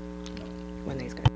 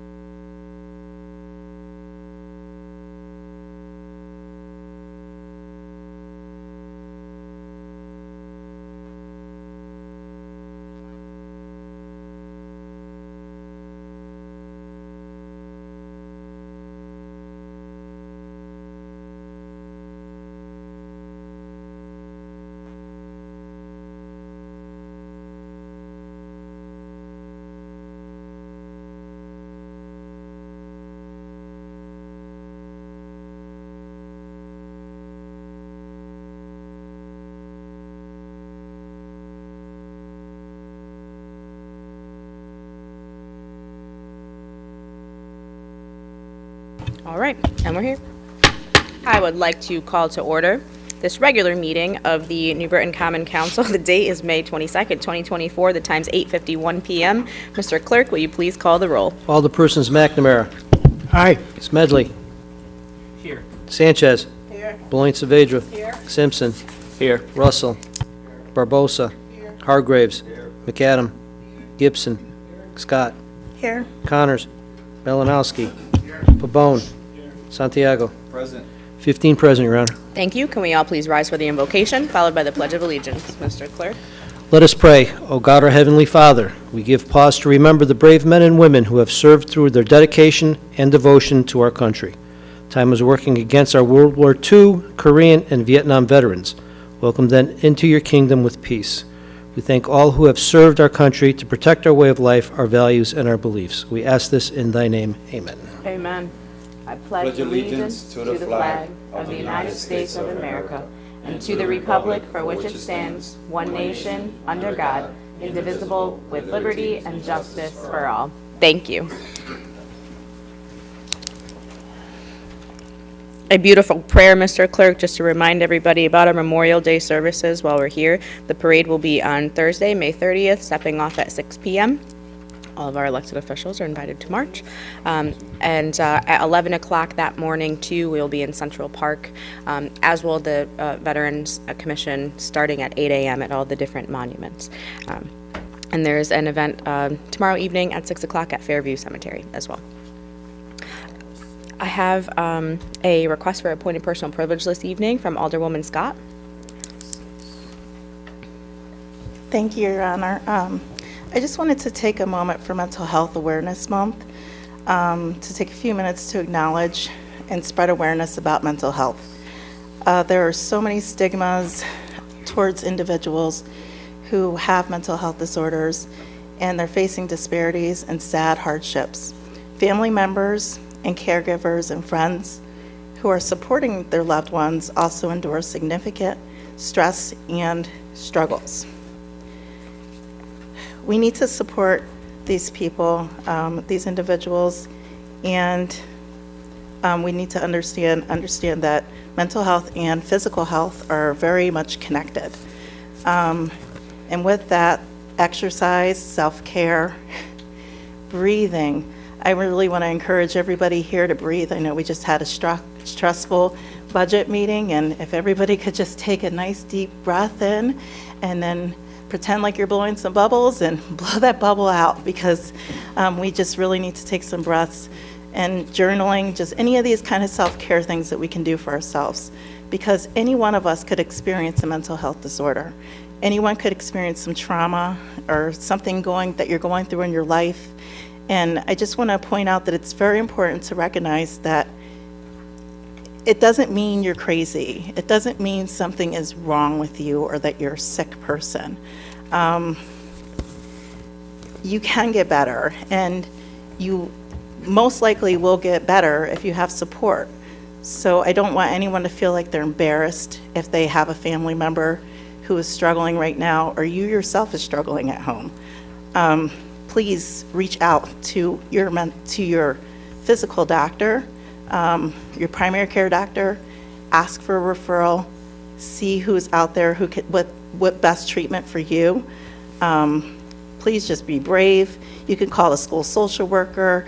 You could go online and research people in the area that could be a provider for you. Psychology Today is an excellent page. They list all of the providers all around the country on there. There's also a site called Black Therapy for Girls for if you're looking for someone of color. Just please reach out to somebody. Don't act like you have to be by yourself. And I'm pretty sure everybody here on this council is a great resource as well, so, and our mayor. So please, don't be afraid. You're not by yourself. Thank you. Thank you, Alderwoman Scott. I have no minutes this evening. I have no amendments to the agenda this evening, so we'll move right on to petitions. Yes, we have one from Alderwoman Belayne Saavedra for the appropriate departments to conduct a traffic study in the area of 91 to 99 Barn Street. Police Commission. That's it, Your Honor. Thank you. Alderman Santiago, our consent agenda tonight. Thank you, Your Honor. I make a motion to accept a consent agenda of item A, B, C, D, E, F, G, HIJKLMN. I have a second from Alderman Russell. Any questions or comments on the consent agenda? Mr. Clerk, please call the roll. Alderpersons McNamara. Aye. Smedley. Sanchez. Beloin Saavedra. Simpson. Yes. Russell. Barbosa. Hargraves. McAdam. Gibson. Scott. Yes. Connors. Malinowski. Pabon. Santiago. 15-0, Your Honor. Motion carries. Item number 1 tonight, Alderman Simpson. Thank you, Your Honor. I rise to make a motion to accept and adopt item number 1. Seconded by Alderwoman Sanchez. Thank you. These are zoning changes which were discussed at length in committee meetings, and I urge adoption. Thank you, Alderman Simpson. Any questions or comments? All those in favor, please say aye. Aye. Any opposed? Motion carries. Alderman Smedley. Thank you, Your Honor. Make a motion to accept and adopt item number 2. Seconded by Alderwoman Beloin Saavedra. Thank you. This resolution will amend the zoning ordinances to add food trucks as an accessory, and I do urge adoption. Thank you, Alderman. Any questions or comments on the item at hand? All those in favor, please signify by saying aye. Aye. Any opposed? Motion carries. Alderman Smedley, item 3. Thank you, Your Honor. I make a motion to accept and adopt item number 3. Seconded by Alderwoman Beloin Saavedra. Thank you. This resolution is to also amend the zoning ordinances to correct certain uses in the industrial districts, and I do urge adoption. Thank you. Alderman, any questions? All those in favor, please say aye. Aye. Any opposed? Motion carries. Item number 4, Alderman McNamara. Thank you, Your Honor. I make a motion to accept and adopt number 4. Second by Alderwoman Beloin Saavedra. This is the acquisition of state land for the Beeline Trail, another multi-use trail to connect CT Fast Track with the multi-use trail in downtown New Britain to the Farmington Canal Heritage Trail in Plainville. So I move approval and adoption of the purchase. Thank you, Alderman. Are there any questions or comments on this item? All those in favor, please say aye. Aye. Any opposed? Motion carries. Item number 5 tonight, Alderman Smedley. Thank you, Your Honor. I make a motion to accept and adopt item number 5. Seconded by Alderwoman Beloin Saavedra. Thank you. This resolution will amend sections 145-10, 145-20, 145-30, 145-40, and 150-20 of the zoning ordinances relating to the B-1R Neighborhood Business Revitalization Zone and the B2 or Shopping Centers districts, and I do urge adoption. Thank you, Alderman. Any questions or comments on item number 5? All those in favor, please signify by saying aye. Aye. Any opposed? Motion carries. Alderman Smedley. Thank you, Your Honor. I make a motion to accept and adopt item number 6. Seconded by Alderwoman Beloin Saavedra. Thank you. To amend section 230 and 270-40 of the zoning ordinances to move the standards for home occupation under supplemental use regulations, and I do urge adoption. Thank you, Alderman. Are there any questions or comments on this item? All those in favor, please say aye. Aye. Any opposed? Motion carries. Alderman Malinowski, item 7. Thank you, Your Honor. I make a motion to accept and adopt item 7. Seconded by Alderman Simpson. And this is for the issuance of a license to the Polonia Business Association for the purposes of the Little Poland Festival, which is really a spectacular event that's been going on for the last 11 years. This will be the 11th one. And it's attended by tens of thousands of people from all around the country, and it's really a great day for the city's Polish community and the city as a whole, and I urge adoption. Thank you, Alderman Malinowski. Any questions or comments on this? In Polish? All those in favor, say talk. Talk. Aye. Any opposed? Motion carries. Alderwoman Scott, item 8. Thank you, Your Honor. I make a motion to accept and adopt number 8. Seconded by Alderwoman Beloin Saavedra. This one's for the Board of Education. They're requesting to use the FY24 Board of Education operating funds that were approved in the general fund budget, and they need the whole amount for special education outplacement, and this is really important for our kiddos that need special services outplacement, so I urge adoption. Thank you very much, Alderwoman Scott. Any questions or comments on this item? All those in favor, please say aye. Aye. Any opposed? Motion carries. Item number 9, Alderman McNamara. Thank you, Your Honor. This is, I'm sorry. I make a motion to accept and adopt number 9. Seconded by Alderman Santiago. This is for a purchase order to be issued to BL Companies in the amount of $110,000. And it's to make improvements on state roads in New Britain. It references the on-call list of the city, which BL Companies is apparently on. And it is as part of the city's Complete Streets Roadmap. And it will complete some projects in that area. Move adoption. Thank you, Alderman McNamara. Any questions or comments on this item? Alderman Santiago. Sorry, I couldn't make this one short. It's okay. Mr. McNamara, thank you. Mark? I mean, not McNamara. Yeah, I got it. McGuire. Long day already. Thank you. Good evening. How you doing? Questions I pretty much just asked you online, on the email. For the West Main Street Community Connective Project, how is this being awarded to the BL companies without going through the bidding process? So for consultant procurement, we typically do, the on-call list serves as basically an opportunity for us to pre-qualify consulting firms. And we typically do quality-based selection on consulting firms, not solely price-based selection. So, let's say, and BL has been performing extremely well on a number of our projects. It was a negotiated fee. I negotiated it down probably $50,000. And let's say, I could get into the weeds on why this is important. This is how the DOT handles their procurement. You can try and nickel and dime and spend the least amount of money on a consultant, and you will, the quality of the project or the performance of the consultant firm not meeting schedules is going to have a bigger financial impact on you than just selecting the best quality firm for a design project. Thank you. Yeah. Any other questions regarding resolution number 9? Okay, all those in favor, please say aye. Aye. Any opposed? Motion carries. Alderman Connors, item number 10. Good evening, Your Honor. I make a motion to accept and adopt item number 10.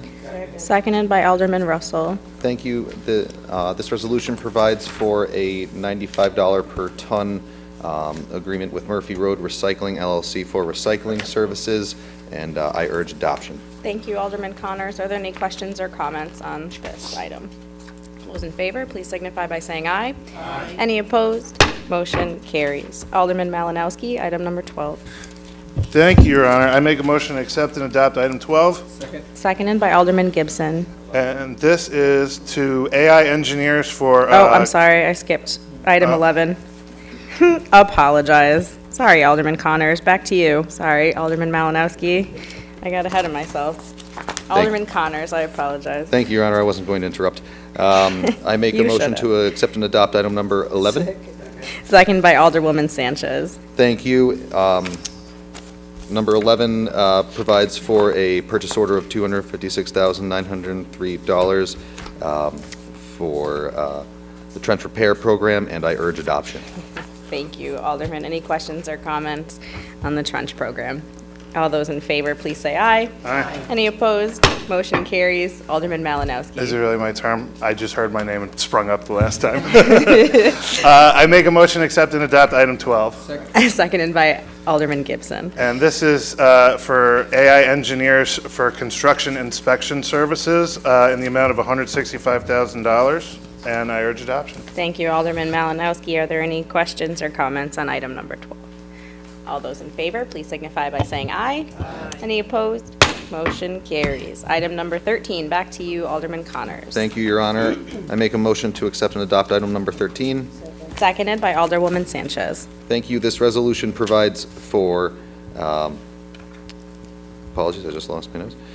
CEI systems for a purchase order of $37,500 for I&I reduction. I&I is very important for to reduce so that we pay fewer bills to Mattabesset, and for those reasons, I urge adoption. Thank you. Thank you very much, Alderman Connors. Any questions or comments on item number 13? All those in favor, please signify by saying aye. Aye. Any opposed? Motion carries. Alderman Simpson, item number 14. Thank you, Your Honor. I rise to make a motion to accept and adopt item number 14, was it? Second. Yes. Alderman Hargraves. Thank you.